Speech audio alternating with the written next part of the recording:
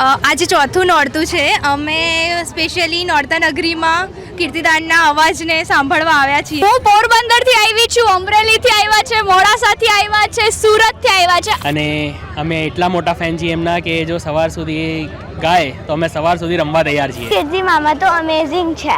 એમને અવાજથી નાચવાનું મન થઈ જાય છે. એક વખત નોરતા નગરીમાં કીર્તિદાનભાઈ સાથે ગરબા કરવા જ જોઈએ, કારણ કે એના જેવા ગરબા તો આઈ થિંક કોઈ બીજું કરી જ ના શકે ને. તો અંદર જઈને હવે જોઈએ હવે કેવી મજા આવે છે, શું થાય છે. વી લવ યુ કીર્તિદાન.